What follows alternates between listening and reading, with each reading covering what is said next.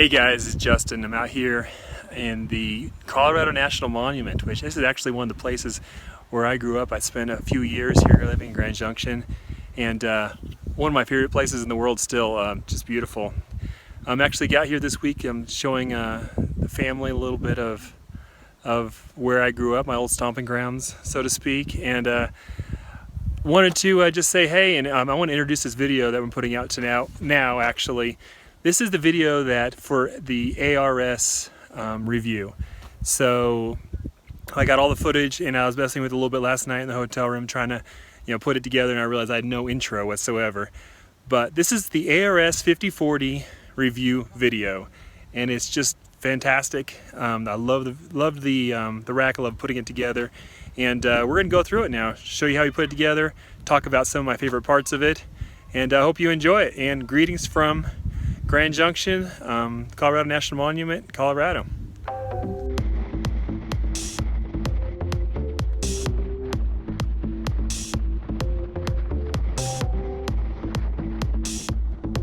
Hey, wave.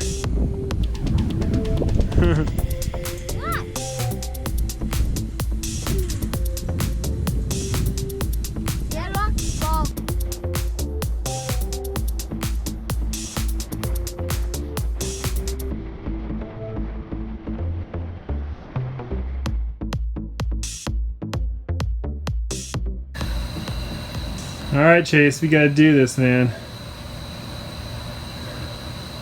Knock this out. We got it. This box looked perfect when we got it. It's been sitting out here. I've been putting stuff on it for about a week. We are gonna put it together tonight.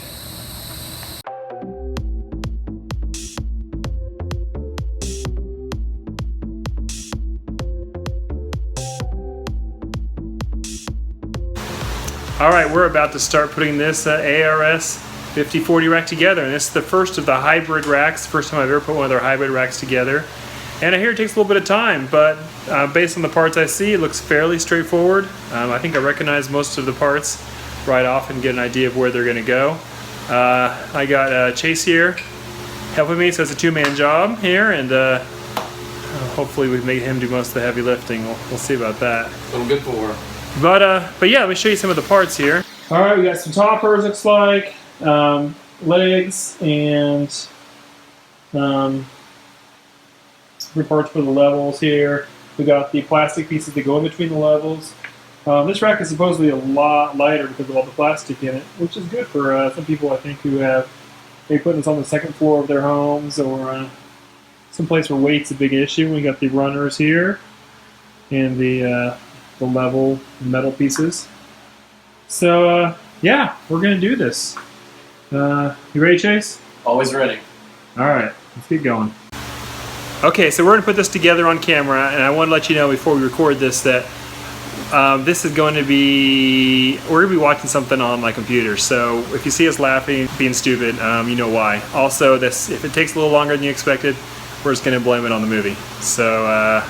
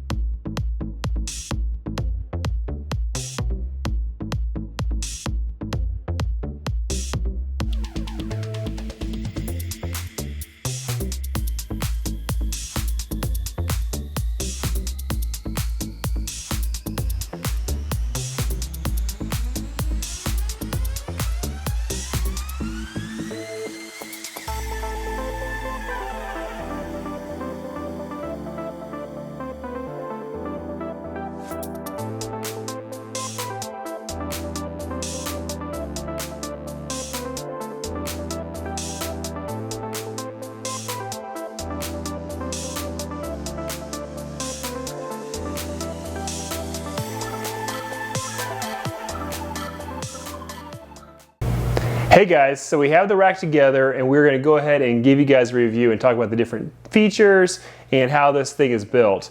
Now, a couple weeks ago I did a review on the 40 series from Freedom Breeder, and I suggest you watch that as well, because instead of doing a head-to-head side-by-side review, I'm just going to kind of reference that other video a little bit as I talk about this one.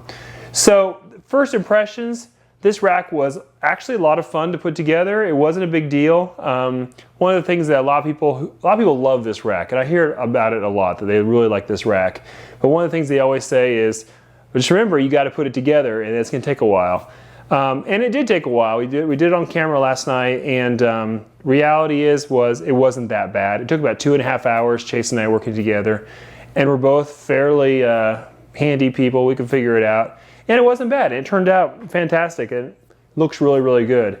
So, my first impression is that the one thing that ARS always has going for it is that their racks are beautiful in a way. They look like furniture. They are just beautifully made, okay? And I think for a lot of people who are having the snakes in their house, you know, who are hobbyists, they actually want to integrate their snakes a little bit into their life, and they want it to look good in their homes. When they bring someone over, show them their snake room, they don't want it to look super industrial like I think the Freedom Breeder looks. It's a very, very pretty rack. It's beautiful. And I've used these racks, the steel kind, for many, many years. I love the size. I love these tubs. These tubs are great. They're a little bit shorter than the Freedom Breeder racks, but it's very versatile. They hold a lot of different size animals. Super sturdy. Now, the big difference between this and the rack, the 50-40 racks that I've been using in the past, is that they've gone with a plastic topper. And that's a big improvement because, first of all, you're cutting out any possibility of rust, which sometimes was an issue with the all-metal ARS racks. And so what they've done is, maybe saw this during the assembly, is they have metal frame, but actually install a plastic topper here. And it's real thick plastic. On the side, it's super smooth. So the snake's not going to get caught up on it or have any trouble with its nose rubbing on there. It's really, really cleanable. That's the great thing about it. You also have plastic runners, and they are super smooth to move the tub in and out. It's all really well built, and it's extremely durable from what I can tell. It seems like something that's going to last forever, even, you know, a lot longer than the all metal racks. The other big advantage to their hybrid was, because it's a mixture of plastic and steel, it weighs about 40% less on average than their other racks. And that's going to save in a couple ways. The big way it saves right off the bat is money. This hybrid rack costs $2,000 compared to $2,600 for the Freedom Breeder. So you're saving about $600 off the bat there for the same number of tubs. The other difference is, because it's lighter, you're saving money on freight. ARS says you save about an average of $75 to $100 in freight when you receive them as well. It's also just nice as far as moving them around and everything goes, to have a little bit less weight to push around. Makes it a little bit easier. So I wanted to compare just a little bit, because I've been using ARS racks for so many years, just the difference between their all-metal racks and the hybrids. Their all-metal racks, as you can see, are a little bit more compact. This rack is 12 levels high, where this one is only 10, and it's almost equivalent to 11 levels, so you lose a little bit of space there. Also, you see that this rack does not have the plastic. So that's really how this is made, is that all this metal framing is metal tubing that is powder coated, and it's put into these plastic pieces which hold it all together. These are very durable, very tough. Putting it together, it was really solid. I'm not worried about it coming apart or causing any issues. It's a really well designed way to do it. If you're going to be putting them together, just a few tools that you'll need. I went into it not knowing what I was going to need. You need a rubber mallet just to kind of pound these together. They go in fairly easy, but something that's not going to damage them. You need a ratchet. That's only to put the wheels on the bottom here. You see we have some bolts on the bottom to put on. You're also going to need, the last tool is a drill gun. Now this is going to be your best friend. I would like to meet the man who puts one of these together with a screwdriver, because there's a total of, how many was it, Chase? I think it was like 360. The 360, using the 300s, screws that goes to putting this together. And with a drill gun, that really flies by, but there's no other way to do that right or well without a drill gun. We have the heat strips, which is, you know, standard again for this sort of rack. The cool thing about this rack is the heat strips are the one part of the rack that's not made in the USA. So all this stuff is made in the USA except for the cords and the flex watt, which is underneath this metal. But the heat strips go underneath the tubs. They cause heat to come up through the tubs and warm your animals. Obviously you need to hook all these cords from the heat strips into a power strip and then into a thermostat, which regulates and makes that proper level of heat. Here on the back we've screwed in tub stoppers. That's part of the build process and they work really, really well. It's a really nice design. It's a really nice design. Very, very, very solid and very, very well thought through. Honestly, I'm impressed that anybody could come up with a really thought out design with this many different parts. It's very complicated, but it all comes together to make a really beautiful, very efficient rack that seems like it'll last a really, really long time. Very impressed with the build quality.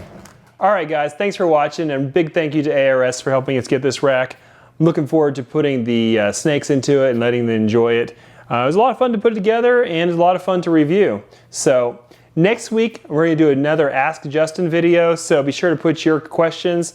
This is only our second one. The first one was great and awesome questions, so be sure to put your questions below, and we'll try to get to each and every one. Thanks for watching. We'll see you next week.